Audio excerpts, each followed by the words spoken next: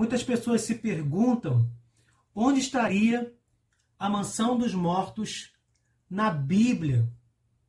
Onde estaria essa expressão que a gente professa no credo, no símbolo dos apóstolos, que é um conjunto de doutrinas que foram transmitidas oralmente desde os tempos destes mesmos apóstolos.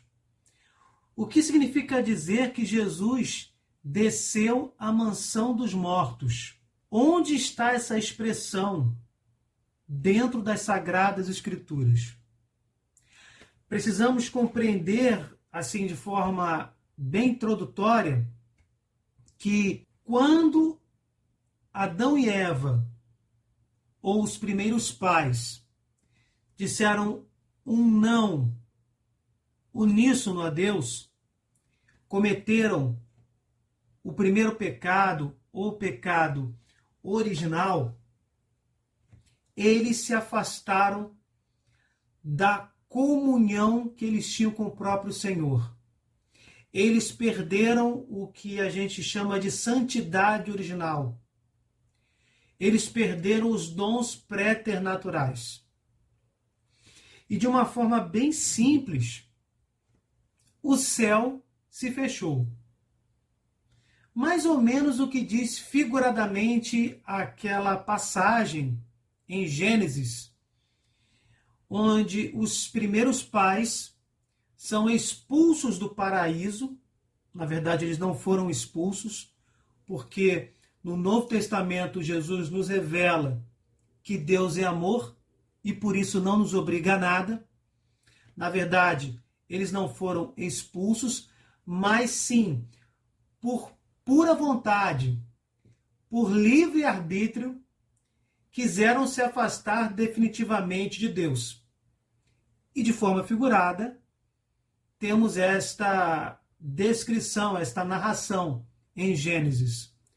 Adão e Eva, os primeiros pais, se afastaram, foram expulsos, melhor dizendo, do paraíso, e os anjos fecharam a entrada, ou algo semelhante, com espadas flamejantes. O que importa dizer é que a partir daquele momento a comunhão com Deus estava completamente fechada ou rompida. Podemos dizer que o céu estava fechado, para a gente entender de uma forma mais simples.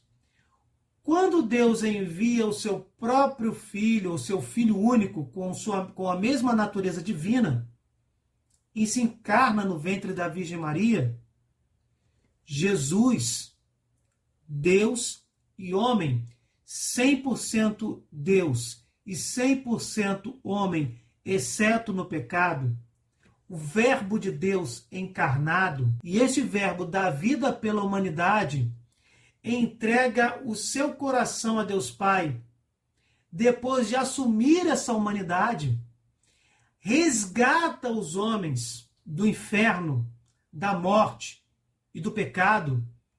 Estamos dizendo inferno, da possibilidade do inferno, inclusive, quando Jesus dá a vida por toda a humanidade, o céu é reaberto.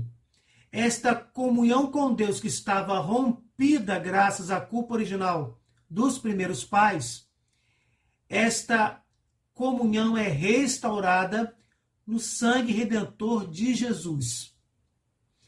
Mas se Deus é perfeito, se Deus é plenamente justo, e o pecado original dos primeiros pais é um pecado de herança, os homens que foram justos, ou que partiram desta vida, sendo pessoas justas, sendo pessoas que tinham, através de suas vidas, uma plena harmonia com o Altíssimo, para onde essas pessoas iam? Em que estado, lugar espiritual estas pessoas se encontrariam após a morte, antes de Jesus, uma vez que o céu estava fechado? Estas pessoas justas, apesar de não conhecerem Jesus Cristo, Elas seguiam uma lei natural de fazer o bem e evitar o mal. Por isso, podemos dizer que eram justas. Dentro da cultura da revelação que eles receberam durante suas vidas mortais, eles eram boas pessoas, pessoas de boa vontade. Podemos usar várias formas para dizer isso. Se Deus é plenamente justo, estas pessoas não poderiam se precipitarem ao inferno ou à distância definitiva, permanente do próprio Deus. Porque o pecado que eles tinham, o pecado original, era um pecado de herança. Mas também não podiam ir para o céu, porque esse estado espiritual, esta comunhão com Deus, esta possibilidade de entrar em comunhão com Deus, esta possibilidade estava completamente rompida. Existia este obstáculo desde o pecado dos primeiros pais. Quando Jesus se encarna, assume a humanidade, dá vida por nós, esta possibilidade de entrar na bem-aventurança celeste após a morte, esta possibilidade estava novamente nos planos, podemos dizer assim, para toda a humanidade. Esta comunhão era possível novamente. Mas esses justos que morreram antes de Jesus dar a sua vida pela humanidade, pelo resgate de muitos, esses homens justos não poderiam ir para o céu. E seria completamente injusto se fossem para o inferno. Essas pessoas iam para um estado espiritual chamado de limbo dos patriarcas, ou no credo, mansão dos mortos. E biblicamente temos uma passagem que dá um outro nome a este mesmo estado espiritual, onde os homens justos, antes de Jesus dar a vida pela humanidade e salvar a muitos, antes de Jesus realizar esse sacrifício, era este o estado espiritual onde essas almas justas se encontravam. Como já foi dito aqui em vários de nossos vídeos sobre céu, inferno, purgatório, juízo particular, juízo final, o céu, o inferno, o purgatório, o limbo dos patriarcas, que é o tema deste vídeo, não são lugares físicos, como concebemos. As palavras humanas são muito pobres para descrever essas realidades espirituais. Mas são muito mais céu, inferno, purgatório, limbo dos patriarcas, estados de espírito do que lugares físicos. Então, para não complicar muito, chamamos de estados, lugares, ou lugares espirituais. De qualquer forma, alguém pode perguntar, Marcos, é impossível que uma pessoa que não conheceu Jesus possa ir para o céu. Se a gente pensar desta forma, todos os justos que não conheceram Jesus antes de Jesus vir ao mundo foram para o inferno. Isso é completamente injusto e não se harmoniza com Deus que é amor, piedade e ternura. São Paulo vai nos dizer, em Romanos 2, a partir do versículo 12, todos os que sem a lei pecaram, sem aplicação da lei perecerão. E quantos pecaram sob o regime da lei, pela lei serão julgados. Porque diante de Deus não são justos os que ouvem a lei, mas serão tidos por justos os que praticam a lei. Os pagãos que não têm lei, fazendo naturalmente as coisas que são da lei, embora não tenham a lei, a si mesmos servem de lei. Eles mostram que o objeto da lei está gravado nos seus corações, dando-lhes testemunho a sua consciência, bem como os seus raciocínios com os quais se acusam ou se excusam mutuamente. Isso aparecerá claramente no dia em que, segundo o meu evangelho, Deus julgar as ações secretas dos homens por Jesus Cristo. De uma forma bem cristalina, São Paulo está nos dizendo que os pagãos, que são bons, segundo uma lei natural de fazer o bem e evitar o mal, não perecerão. E aí nós podemos colocar em vários casos diferenciados concretos. Os pagãos de boa vontade em relação aos judeus e até aqueles pagãos e judeus que antes de Cristo eram boas pessoas, mas não conheciam o evangelho porque Jesus ainda não tinha se encarnado e não tinha anunciado esse mesmo evangelho.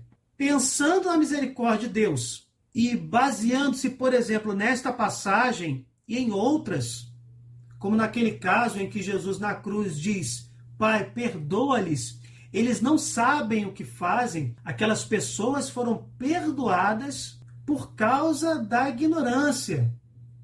Obviamente por Jesus, que é o Salvador de todos os homens, mas o motivo foi não conhecer o Evangelho. No final das contas, essencialmente era isso. Eles não sabiam que estavam tirando a vida do próprio Deus feito homem. Na primeira carta de Pedro, no capítulo 3, a partir do versículo 18, nós temos uma alusão a um lugar espiritual, a um estado, lugar que não é o céu e também não é o inferno. E que realmente é uma passagem de difícil interpretação. Pois também Cristo morreu uma vez pelos nossos pecados, o justo, Cristo, pelos injustos, para nos conduzir a Deus. Padeceu a morte em sua carne, mas foi vivificado quanto ao Espírito.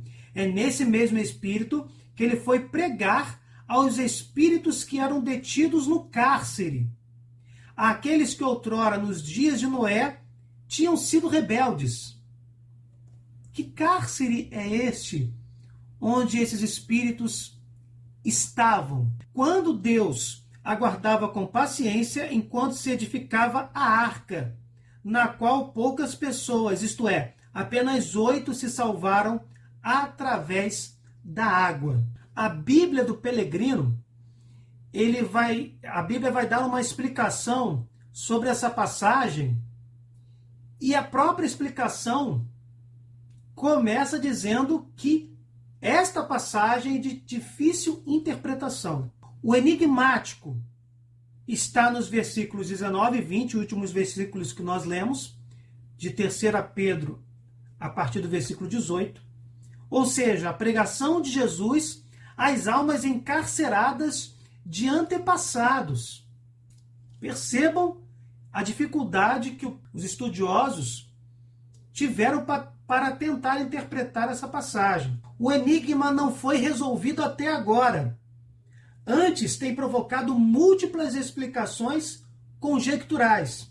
Entre todas, propõe uma leitura baseada na mentalidade do Antigo Testamento sobre a existência no além-túmulo. Nesse mundo dos mortos, encontram-se como grupo representativo homens contemporâneos de Noé. A passagem não está querendo dizer que naquele cárcere só existiam almas contemporâneas, almas de homens contemporâneos a Noé. E aí continua a interpretação. A quem o patriarca anunciava o dilúvio e não lhe deram atenção. Por não darem atenção, morreram. Como está em Ezequiel capítulo 33. Enquanto que a família de Noé, por crer em Deus, se salvou. Jesus Cristo, partilhando a sorte de todos os homens, desce ao mundo dos mortos, não para permanecer, mas para proclamar a libertação. E o credo diz: desceu à mansão dos mortos. Este cárcere destas almas que não se precipitaram ao inferno. E conforme lemos em Romanos 2, se viveram sem a lei, mas foram sem a lei hebraica, podemos dizer assim, mas viveram a lei natural de fazer o bem e evitar o mal, seriam salvas. Mas o céu estava fechado. Então essas almas não poderiam ir para o céu. Ficariam no estado espiritual ou no estado lugar da mansão dos mortos ou limbo dos patriarcas. Inclusive temos vários vídeos sobre este tema no canal, links na descrição. Prosseguindo. Pois bem, a salvação na arca, que é o tema específico da passagem da primeira carta de Pedro, através das águas, é tipo ou imagem da realidade correspondente, que é a imersão batismal na água. Não é mero banho físico, mas transformação da consciência orientada para Deus. Com o que foi dito, não respondemos às perguntas sobre essa passagem, que, como a gente já falou, é de difícil interpretação. Primeiro ponto, o cárcere é um tempo de espera dos condenados até comparecer a julgamento. Segundo ponto, proclama-lhes a liberdade ou a condenação definitiva por sua culpa ancestral, o que estava sendo anunciado. Terceiro ponto, refere-se aos espíritos humanos, aos angélicos, a todos. Quarto ponto, realiza-se a visita entre a morte e a ressurreição ou o proclama já glorificado? Quinto ponto, respondem os espíritos reconhecendo Jesus Cristo como Senhor? Então verificamos aqui que essa passagem faz uma alusão à mansão dos mortos, mas é de difícil interpretação. Para concluirmos, existe a parábola do mendigo e do rico, ou do rico e do Lázaro, que está em Lucas 16, do 19 ao 31. Não vamos lê-la toda, mas nós veremos ali que tanto o mendigo quanto o rico morrem. E o rico se precipita no inferno. Mas o mendigo, ele não vai para o céu. Ele foi uma boa pessoa. Mas Jesus, naquele momento, ainda não tinha partido. Não tinha dado a sua vida pelo resgate de muitos.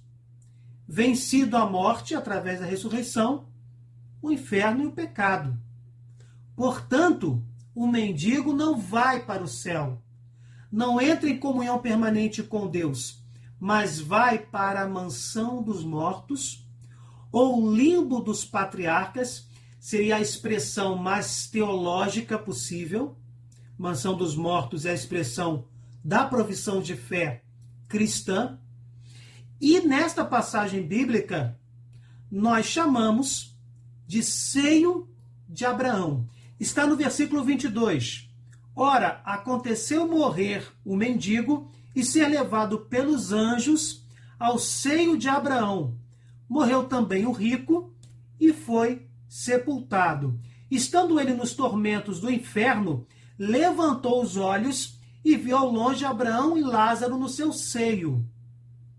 Gritou então: Pai Abraão, compadece-te de mim e manda Lázaro que molhe em água a ponta de seu dedo, a fim de me refrescar a língua, pois sou cruelmente atormentado nestas chamas. Abraão, porém, replicou: Filho, lembra-te de que recebeste teus bens em vida, mas Lázaro males. Por isso ele agora aqui é consolado, mas tu estás em tormento. O rico estava no inferno. E o mendigo, por ter sido boa pessoa, estava no seio de Abraão, ou, conforme o credo, mansão dos mortos, ou, conforme a teologia de forma mais didática, no limbo dos patriarcas. Todas essas passagens constroem uma espinha dorsal da existência real deste lugar, estado ou estado-lugar espiritual, onde as almas justas ficavam ou viviam esse estado espiritual antes de adentrarem ao céu, antes de Jesus reabrir o céu, porque o céu esteve fechado até o sacrifício do Senhor. Por isso cremos que no Sábado Santo, Jesus visitou essas almas neste cárcere, neste limbo dos patriarcas,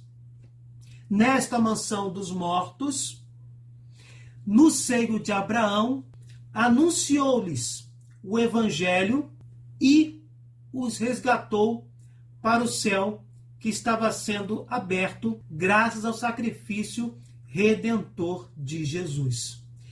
Enfim, meus irmãos, o que vocês acharam desta explicação sobre a mansão dos mortos? O que você acha sobre a passagem de tão difícil interpretação de 2 Pedro, capítulo 3, do verso 18 ao 20? Deixem nos comentários a opinião de vocês. Louvado seja o nosso Senhor Jesus Cristo, para sempre seja louvado. Se vocês gostaram, deixem o seu like, compartilhem, cliquem no sininho, se inscrevam no canal. Fiquem com Deus, desculpem qualquer coisa e até o próximo vídeo.